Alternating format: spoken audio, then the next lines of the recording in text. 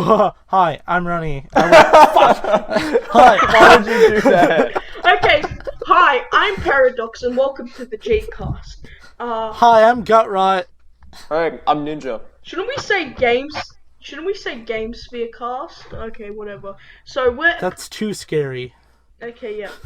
So hi, I am Welcome- Drake, and this is Josh. And today, Welcome to the spooky version of the Gcast. Add in scary sound effect. Whoa! That was scary, right, just guys? did you just say whoa? Did you do that Crash Bandicoot meme? Yes, I did. It's stale and it's dead, so I resurrected Ooh, it. It's a common Halloween trope. Spooky. So today we're just going to be doing something very generic. Chris's mom.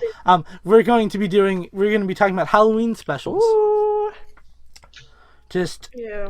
all of them are animated. That's by accident, but I'm already a little spooked, not gonna lie. the limit is basically it's anything that's Halloweeny. I get So that. Chris said that you wanted to go first, and you're not going to be talking about an episode. Yeah, I will talking be about a whole- talking about Benton Omniverse Arc 5. Okay, so Benton Omniverse is a kind of an underrated show, so I wanted to bring light to it. And Galactic Monsters is probably my favorite arc Hot topic. because Why?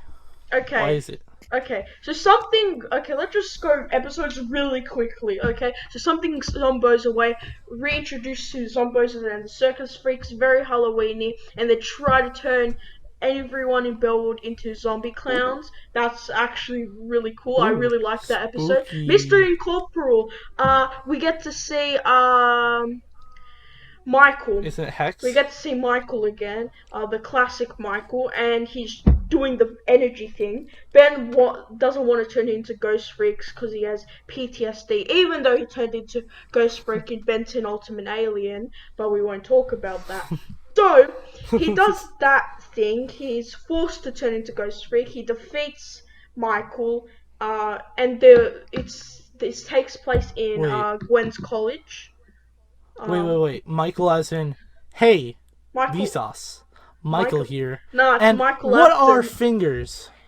It's a rotting purple corpse, which is kind of Oh, Michael. crap, yeah, it's FNAF Michael. Yeah, of course. Why didn't I think of that? I'm sorry, Chris. Yeah, how dare you? Fuck you. Okay, so Vengeance is Mine. Guy looks like Vilgax. Kind of weak episode, but it's epic. And American Isn't that Ben Vilgax? Wolf in London. I love this episode because we get Ben Wolf, where the Forever Knights. I just don't like Kai. They need Blitzwolfer. Yeah, fuck That's you, his name, Kai. Chris. Animal Crackers. We see Dr. Animo. And his future this is self. Yeah, and this is the first appearance of Gutrot, yeah, the Gutrock. podcast member. Yeah, hi, Gutrock. Gutrock.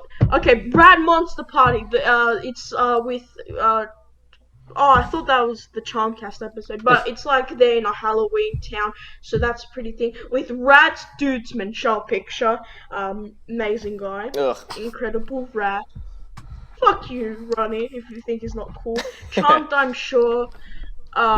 Yeah, that's pretty epic. Charmcaster, we see evil versions of themselves. The Shining Girls, but monster form, and yeah, that's pretty epic. And Swampfire. Wait, wasn't this the Swampfire episode? Yeah, Swampfire gets mature, big boy. And I love that redesign. Yeah, and then we get so scared without his upside down face in The Vampire Strikes Back, which is like, haha, funny Star Wars reference, haha. Then we get, and then there were none, and then there were Ben, And then which there are were Ben. which are like The best- the best Ben 10 episodes.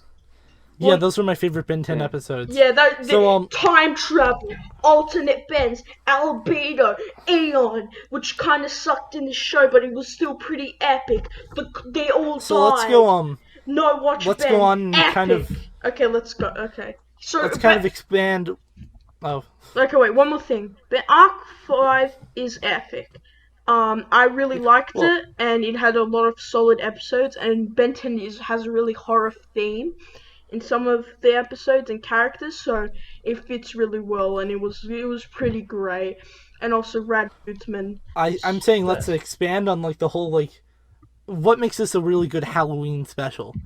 Personally, I think it's because of the fact that like we get a return of all the the return of the Halloween trio, which is Snarrow, Frankenstrike, and Blitzwolfer, and I love that. Like, I love those aliens a lot. Like, Snarrow is one of my favorite.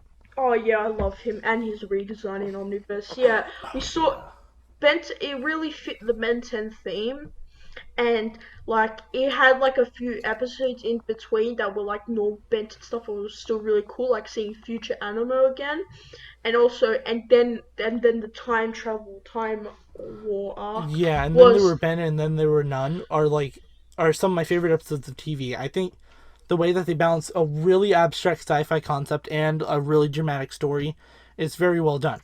Runny, you haven't said anything. What's your opinion on all this? Well, overall, I mean, Omniverse is okay. I don't think it's like, up there, but I think Part 5 had some strong points, but then I also think it had some low points, like that whole arc when they were on Zscare's planet.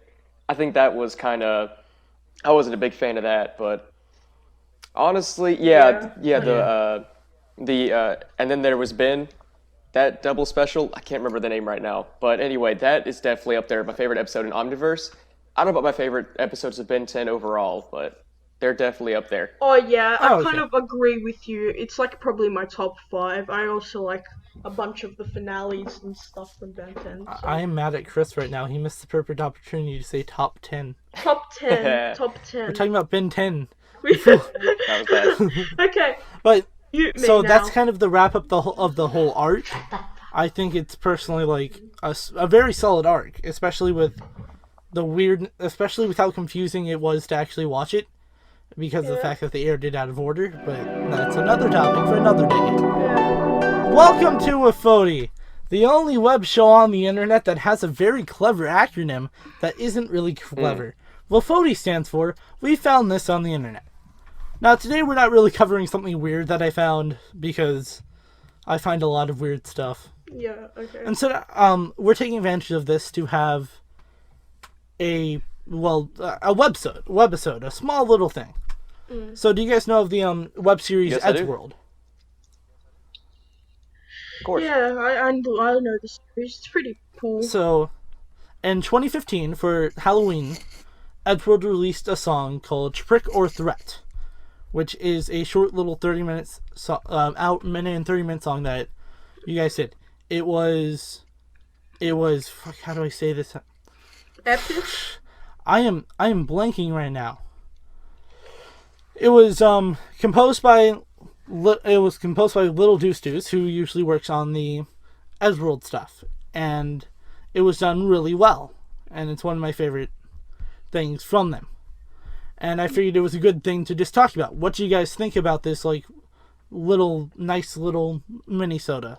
I think it was pretty epic. That's what I say about everything, but I really like Edgeworld, and I really like Halloween, and I love that they get possessed. That's funny. Yeah. It's a funny joke. I like it, and yeah, it's pretty cool. I haven't seen much of Edgeworld, but I do really like this video. Like the animation is really smooth, and the song is catchy, and the story is just goofy. I don't know. I like it. I really like the stinger at the end where it's like, why couldn't she get inside your mind? You can't possess something twice. I think it's a good encapsulation of sort of the way Edgeworld feels, which is just early internet. Yeah. That's what I thought too. It really gave me a lot of what's his name? Gave me a lot of Tobuscus vibes. And the song overall, like the animation and the song and everything. I can swing my sword. Sword. You cannot afford my diamond sword. Yeah, they gave me a lot of those vibes, and that's what I really like about it. Yeah, I love Tobuscus. He was memories. Yeah. I just think that it's a good wholesome thing that I like watching around the Halloween season. Because it's like a really nice, well animated thing. So this is a short segment of Wafoti, but I think it's well worth it because I like Edgeworld and I want to give it some more attention, Especially. So I guess now we are moving on. Runbert, would you like to take the helm? I would. So. All right, take the helm. Here, catch the mic. Got it. Okay, so my favorite nice. Halloween special is regular show Terror Tales of the Park. Now, so this episode, the first one came out the day before my birthday, October 10th, 2011. My birthday's already passed. Thank you. Thank you for wishing me happy birthday. Happy late birthday. Happy birthday to you. Happy birthday. Thank you. But Happy anyway, birthday to Chris, Runny. stop. Happy Chris! birthday to you. anyway, the Terror Tales of the Park were it was an annual event for regular show. So basically, it was all about all the park workers coming together and telling each other scary stories, try to tell the scary stories. I don't really remember any of them past the first one, but I guess that's good because that's all I'll be talking about today. So this shouldn't take long. Anyway, This is all my TED Talk yes, is about. So, let's begin the TED Talk. So, the first one, Terror Tales of the Park, Season 3. So this was, of course, the very first Terror Tales of the Park that they did. And what I like about this is that most of the stories, you don't know that they're actually stories until till after they're over. And then it's revealed that they're just sitting in a circle telling stories in the living room. But anyway, so the first story is about Mordecai and Rigby. So so Pops had this old doll called Percy, and it was a really creepy doll. You guys remember this episode? Yeah, I think I'm starting to Faintly, let me just Okay, look yeah. up. So anyway, Pops had this doll called What is it called again? Terror Tales of the Park. So Just look up. anyway, Pops had this doll called Percy, right? It was this old childhood doll, and everybody thought it was weird and creepy, so they were telling him to throw it out. But then Pops got more and more obsessed with this doll, and then as it turns out, the doll is alive, and he's obsessed with drawing on people's faces. So it's just, I just love this. Why you said so regular It's show? so a regular show. Which part is it? Is it the See, first part, season it's just 3? such a regular show story because it's this really creepy doll you'd expect to, like in regular show fashion, go ham, maybe like try to kill people, but no, he's just drawing on people's faces. But they don't like that, so they basically try to destroy him. And that's what that first story's about. It's really simple. Yeah, that is really But creepy. my favorite one is the second story that Muscleman and High Five Ghost tell. It's the Death Metal Crash Pit. Do you guys remember this one in the pit? They had the crash yeah. pit. Yes, I love this. I love this part. So anyway, this story is about Muscleman and High Five Ghost going inside the crash pit, and so they find this really awesome RV, really old RV that they want to throw into the crash pit. But it turns out that the RV is haunted. So basically, they get in this RV, they're driving to the crash pit, but then it turns out that the RV locks them in there, and they end up dying. So basically, High Five Ghost is already dead, but Muscleman becomes a ghost. So anyway, this whole story. Wait, don't they at one point chant death Yeah. metal crash pit? Yeah, that's it. Yeah, I remember that. Yeah, that's it. All right, and then the last story is Rigby's story. And so basically, Rigby wants to egg someone's house, so he does. And so he eggs this old wizard's house. So the wizard turns Rigby into a giant Rigby house. And it's still Rigby, but he's a giant house. And so basically at the very end of the episode, it's all about all the park workers coming together inside of Rigby, right? And they are trying to defend Rigby from this wizard. And like, if I remember correctly, I think Skips has a crossbow, and everyone else has like medieval weapons and stuff like that. Try to fight the wizard. Yeah. But anyway, yeah. This is just such a regular show episode. Like they could have actually. What I love about this, they could have actually had a Halloween special, like an actual canon Halloween special, like one long episode. But they decided to like. Wait, Muscleman had a shotgun. Wait, he did? Man, I don't even remember that. Man, Yeah, I think so. I love that. That's so regular show. But the thing I love about this is that it's just a bunch of stories, and it's not actually canon to the show. They're just telling these short little mini stories, and it's awesome. It's a regular show. Oh yeah, I love it. I've watched all of those episodes. Like regular show is so nostalgic to me, and I think one of my favorite ones is I think it's number 4, where Thomas is there and he tells like the lamest story. So like he has to wear the pizza outfit until Thanksgiving. But and like there's actual continuity Really? there. Yeah, like he legit wears it. Man, I've not watched that far into a regular show. I need to. Oh, I just love the little things like Dude, that. Like I especially with know. regular I love show. it so much. I love continuity in any show. It's so yeah. great. I love. Yeah, no, Terror Tales in the Park is definitely one of the best Halloween specials, especially for like it.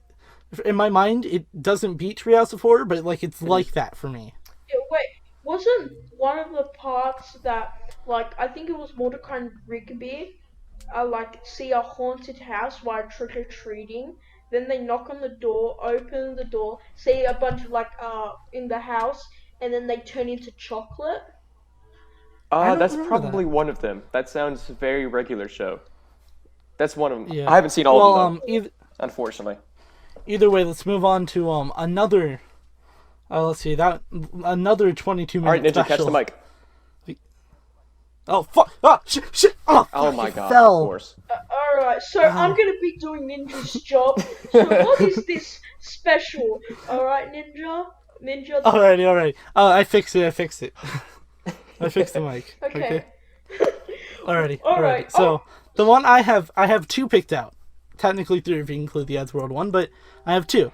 The first one is one of my favorite Halloween specials, and it's not even technically a Halloween special. Then It's what? Summerween from Gravity Falls. Oh, Gravity It's a Falls. Summerween special. Isn't Gravity Falls a just big Halloween special? Is it? Actually, no. It's Summerween's a specifically Halloween special. And since you guys did plot summaries, I'll do a Go plot ahead. summary. No, you can't. Blue hair. So Dipper and Ninja. Mabel are 12 years old, and Dipper's trying to be mature, so he's trying to go to like a Halloween party with Wendy, and she's just trying to be like, he's trying to impress her, since that's like his main thing. Then Mabel's like, no, I like being a kid, and we used to do this all the time. So they get into a huge fight, and the Summerween trickster comes out, because they were throwing away old candy that Grunkle Stan had. Like, I think one of them was literally just, like, foot flavored. No, it was gummy chairs. What the heck? Like, it's just a bunch of stupid old candy. And so the Summerween trickster comes out and he's like, oh, you don't appreciate life enough. Like in a Saw way. But he's like, I'll give you to the last jack-o'-melon gets blown out to get 100 pieces of candy or something. It's like some even triple-digit Yeah, number. I think it was 100. That sounds right. I think so. That isn't tough to get. M&M's has, like, you just 3 packs of M&M's done. Oh, I love M&M's. But, like, and so then they go with Candy and Grinda to go get all that candy. And Dipper isn't in costume, so they're not getting much because not everyone's in costume. Also, Seuss is a luchador. He's a Seusador. And so they do this, and then Dipper finally busts out the peanut outfit because he and Mabel are peanut butter and jelly because they're twins. So then they get a bunch of candy, but then Wendy drives by and he pushes the cart into the river by accident. So all the candy goes in there, and they're like, "Oh, we're screwed." And then like the last jack-o'-melon goes out. So the Summerween trickster just like goes crawling all around in a very creepy fashion. Like it's all fours, and he's a really tall dude. So then they get into a Halloween store where the Summerween trickster just starts eating them one by one because they're trying to escape. And so that happens, and he eats Seuss first.